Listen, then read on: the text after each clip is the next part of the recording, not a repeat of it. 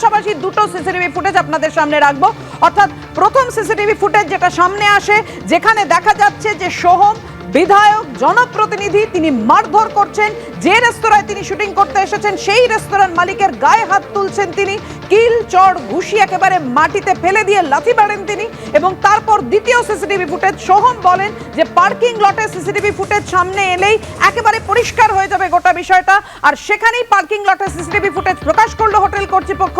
Hotel কর্তৃপক্ষের দাবি, হোটেলের নিরাপত্তা রক্ষীরা কাউকে মারধর করেননি, সোহমের নিরাপত্তা রক্ষীরাই আমাদের ওপর চড়াও হয়েছে, নিজে মারধর করে উল্টে দোষ চাপাতে চাইছেন সোহম, এমনই অভিযোগ হোটেল মালিকের। হোটেল বন্ধ করার হুমকি দিয়েছে পুলিশও, এমন অভিযোগও করেছেন হোটেল মালিক। কথা বলবো, আমাদের সঙ্গে রয়েছেন আমাদের প্রতিনিধি হিন্দল দে। হিন্দল, আমরা শুনতে পেয়েছিলাম গতকাল সোহম বারবার ক্ষমা স্বীকার করেও একথা বলছিলেন যে পার্কিং লটের ছবি সামনে আনলেই একেবারে খোলসা হয়ে যাবে যে কারা অপরাধী, নিরাপত্তা রক্ষীরাই আগে মারধর করেছে। সিসিটিভি ফুটেজ কি তাই বলছে? তুমি যদি একটু ব্যাখ্যা করে বোঝাও। একেবারে পাপিয়া, তোমাকে বলে রাখি, গতকালের যে সিসিটিভি ফুটেজ নিয়ে সোহম চক্রবর্তী বারংবার বলছিলেন যে হোটেল কর্তৃপক্ষ যে সিসিটিভি ফুটেজ দিয়েছে সেটা হোটেলের ভিতরে, অর্থাৎ কিনা রেস্তোরাঁর ভিতরে যেভাবে মারধর করা হয়েছিল রেস্তোরাঁর মালিককে, সোহম চক্রবর্তী মারধর করছিলেন সেই সিসিটিভি ফুটেজ। কিন্তু তার আগে যে ঘটনাকে কেন্দ্র করে এই গণ্ডগোলের সূত্রপাত, সেটা হলো এই সিসিটিভি ক্যামেরা যেটা বাইরের দিকে রয়েছে, যেটা হোটেল কর্তৃপক্ষ সিসিটিভি ক্যামেরা 3 বলে উল্লেখ করেছে। এই সিসিটিভি ক্যামেরার ফুটেজ থেকে কিন্তু স্পষ্ট হবে যে বাইরে গণ্ডগোল কিন্তু করেছে এই রেস্তোরাঁর কর্মচারীরা এবং রেস্তোরাঁর মালিক। তেমনটাই কিন্তু সোহম চক্রবর্তী বারংবার দাবি করছিলেন যে এই সিসিটিভি ক্যামেরার ফুটেজ যেটা বাইরে রয়েছে রেস্তোরাঁর সামনে, সেই রেস্তোরাঁর সামনের পার্কিং লটের সামনে যে সিসিটিভি ফুটেজ সেটা প্রকাশ করা হোক। এই রেস্তোরাঁ কর্তৃপক্ষ সেই সিসিটিভি ফুটেজ প্রকাশ্যে এনেছে, যেখানে তোমাকে দেখা যাচ্ছে, যেটা রেস্তোরাঁর মালিকও দাবি করছেন যে শান্তনুকে বললো ছবিটা দেখাতে, এইখানটা কিন্তু একটি গাড়ি দাঁড়িয়েছিল, জায়গায় একটি গাড়ি দাঁড়িয়েছিল এবং সামনে সোহম চক্রবর্তীর গাড়ি দাঁড়িয়েছিল। মাঝে যে অংশটা সেখান দিয়ে কিন্তু কোনো গাড়ি ভেতরে প্রবেশ করতে পারছিল না এবং ওদের সোহম চক্রবর্তীদের শুটিংয়ের ইউনিটের গাড়ি ভেতরে প্রবেশ করেছিল।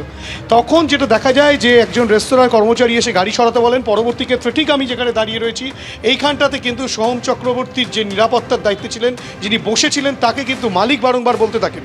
তারপরেই কিন্তু বাদানুবাদের সূত্রপাত এবং তারপরে একেবারে সোহম চক্রবর্তী বেরিয়ে আসেন। সেই সময় মালিক ভেতরে প্রবেশ করেছেন, সোহম চক্রবর্তী ওপরে রুফটপে শুটিং করতে করতে বাইরে বেরিয়েছেন। বেরিয়ে আসার পর তিনি আবার ভেতরে প্রবেশ করেন, ঠিক এখানেই প্রবেশ করেছিলেন। এবং যে সিসিটিভি ফুটেজ আগেই রেস্তোরাঁ কর্তৃপক্ষ দিয়েছে, মালিক যেটা দিয়েছিলেন সেটা হচ্ছে এই 8 নম্বর সিসিটিভি ক্যামেরা। এই 8 নম্বর সিসিটিভি ক্যামেরার ধরা পড়েছিল, যেখানে সোহম চক্রবর্তী কিন্তু এই রেস্তোরাঁর মালিককে, আলামকে রীতিমতো প্রথমে ধাক্কা মারেন। যেখানে রয়েছি আমরা, ঠিক এই জায়গাটার ক্যামেরা পার্সন শান্তনুকে বলবো দেখাতে, ঠিক এইখানটাতেই কিন্তু ধাক্কা মারেন রেস্তোরাঁর মালিককে। এইখানে বাদানুবাদ, রেস্তোরাঁর মালিক ঠিক এরকম জায়গায় পড়ে যান। কি মারা হয়? সোহম চক্রবর্তী লাথি, কিল, চড়, ঘুষি, কলার ধরে টানা, যেভাবে গতকাল আমরা দেখেছিলাম সোহম মারধর করেন হোটেলের মালিককে, রেস্তোরাঁর মালিককে। তিনি কি বলেছেন আজকে দেখাবো আপনাদের, তুমি আমাদের সঙ্গে থাকো হিন্দল। সোহম চক্রবর্তীর দাবি হচ্ছে যে সামনের যে সিসিটিভি ক্যামেরা, যেই ক্যামেরা আপনার পার্কিং জোনটা দেখা যায়, সেইখানে কিন্তু সেই সিসিটিভি ক্যামেরার ফুটেজ যদি সামনে আনা হয় তাহলেই দেখা যাবে সোহম চক্রবর্তীর লোকজনকে এবং তার নিরাপত্তা রক্ষীদেরকে আপনারা হেনস্থা করেছেন, আপনারা মারধর করেছেন। এ প্রসঙ্গে কী বলবেন? সোহম চক্রবর্তী তো তেমন দাবি করছেন। উনি অভিযোগ করেছিলেন যে উনি চড় মেরেছেন। সেই সময় আমি তৎক্ষণাৎ যতটুকু ভিডিও আমার এসেছিল যে উনি আমাকে চড় মারেননি, ঘুষি মেরেছেন, লাত মেরে ফেলে দিয়েছেন এবং ওনার ছেলেরা একটা তাণ্ডব করেছে, সেই ভিডিওটা দিয়েছিলাম। আমার টেকনিক্যাল পার্সন এখন বাকি ক্যামেরার অ্যাক্সেস দিয়েছে। সেই ক্ষেত্রে পার্কিং জোনে ওনার নিরাপত্তা রক্ষীরা আমাদের ছেলেদের কিভাবে হেনস্থা করেছে সেটা পরিষ্কার ভিডিওতে আপনি পেয়ে যাবেন।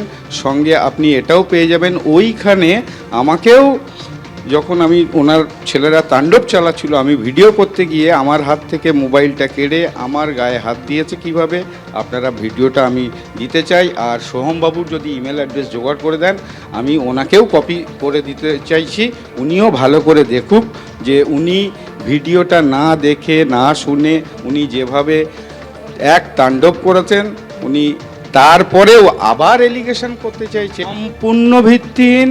তার অ্যাপ্রোপ্রিয়েট প্রুফ আমাদের ক্যামেরায় ধরা পড়েছে, ফুটেজে ধরা পড়েছে।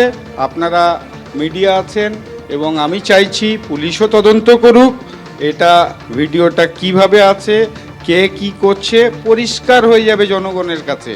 আপনারা উনি এক অন্যায় করেছেন, অন্যায়ের তো সীমা নেই, মানে যেভাবে করেছেন তারপরে উল্টো ক্লেম করছেন। কাল এই যে আপনার ম্যানেজার অভিযোগ করলেন, সেই অভিযোগটা কি ম্যানেজার করতে চেয়েছিলেন না পুলিশ নিজেরা লিখে নিয়ে গেছে? পুলিশ নিজে থেকে ইনিশিয়েটিভ নিয়ে রেস্টুরেন্টে গিয়েছেন।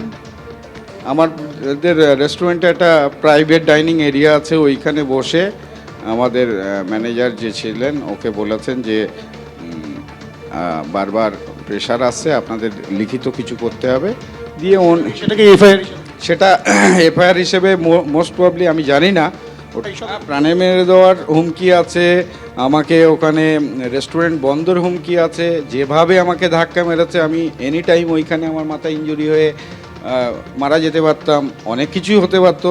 আমি প্রশাসনের কাছে একটা দাবি রাখছি, ইমিডিয়েট তদন্ত করে ওনার বিরুদ্ধে ব্যবস্থা নিক, এটা আমার দাবি। দেখুন, পুলিশ প্রশাসন যেভাবে প্রসিডিওর আছে, যেখানে ফার্স্ট ইন্টিমেশন দিতে হয় আমরা লোকাল পিএসকে দিয়েছি, তারপরে ওনারা কি ব্যবস্থা নিচ্ছেন সেটার উপরে ওয়েট করতে হবে সবাইকে। তদন্তে আপনারা সন্তুষ্ট? এখনও তো দেখুন ওনারা তদন্ত শুরু করেছেন কি করেননি সেটুই জানি না, আমি কি করে আপনাকে বলতে পারি।